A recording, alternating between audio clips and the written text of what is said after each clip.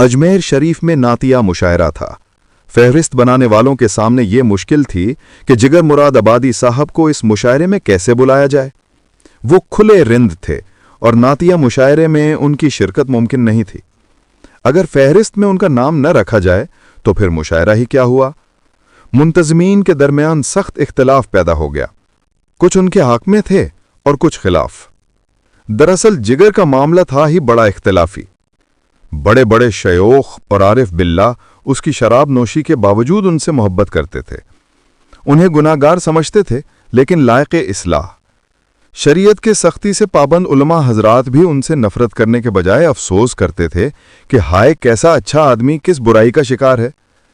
अवाम के लिए वो एक अच्छे शायर थे, लेकिन थे शराबी। तमाम रियायतों के बावजूद उलमा हजरात भी और शायद अवाम भी ये इजाज़त नहीं दे सकते थे कि वो नातिया मुशायरे में शरीक हों। आखिरकार बहुत कुछ सोचने के बाद मुंतज़मीन मुशायरा ने फैसला किया कि जिगर को मद्दू किया जाना चाहिए।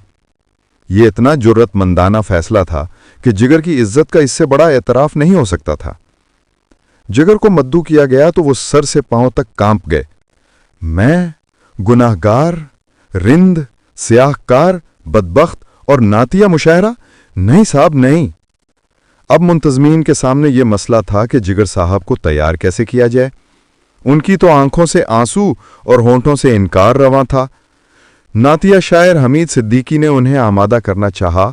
उनके मुरब्बी नवाब अली हसन ताहिर ने कोशिश की, लेकिन वो किसी सूरत तैयार नहीं होते थे।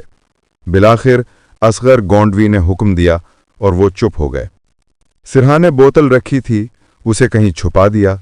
दोस्तों से कह दिया कि कोई उनके सामने शराब का नाम तक न ले।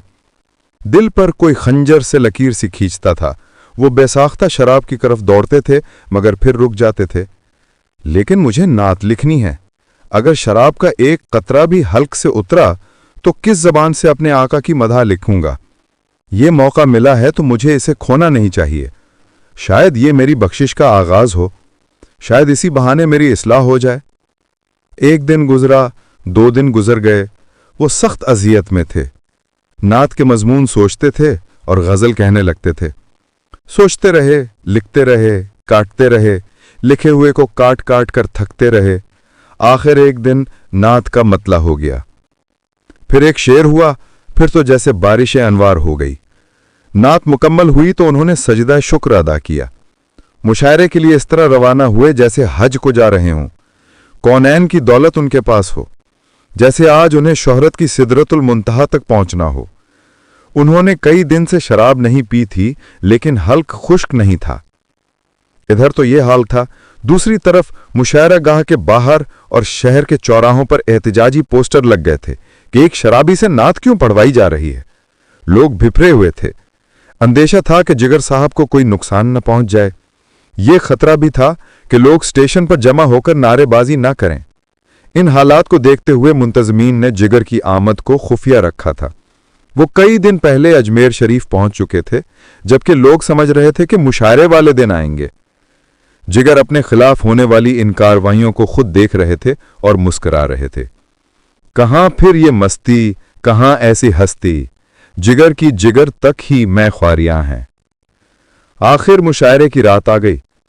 जिगर को बड़ी हिफाजत के साथ मुशायरे में पहुंचा दिया गया।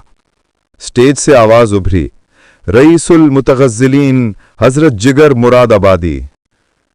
इस ऐलान के साथ ही एक शोर बुलंद हुआ। जिगर ने बड़े तहम्मुल के साथ मजमे की तरफ देखा और मोहब्बत भरे लहजे में गोया हुए, आप लोग मुझे हूट कर रहे हैं या नाते रसूल पाक को, जिसके पढ़ने की सआदत मुझे मिलने वाली है और आप सुनने की सआदत से महरूम होना चाहते हैं। शोर को जैसे सांप सूंघ गया। बस यही वो वक्फा था जब जिगर के टूटे हुए दिल से ये सदा निकली है, एक रिंद है और मदहते सुल्तान मदीना, हाँ कोई नजर रहमते सुल्तान मदीना। ए हाके मदीना तेरी गलियों के तसद्दुक, तू खुल्द है तो जन्नते सुल्तान मदीना। जाहिर में गरीबुल गुरबा फिर भी ये आलम, शाहों से सिवा सतवते सुल्तान मदीना। इस तरह के हर सांस हो मसरूफ़ इबादत, देखूं मैं दरे दौलते सुल्तान मदीना। कौनैन का गम याद खुदा दर्द शफात, दौलत है यही दौलत सुल्तान मदीना। ए उम्मत आसी से नमो फेर खुदाया, नाजुक है बहुत गैरत सुल्तान मदीना।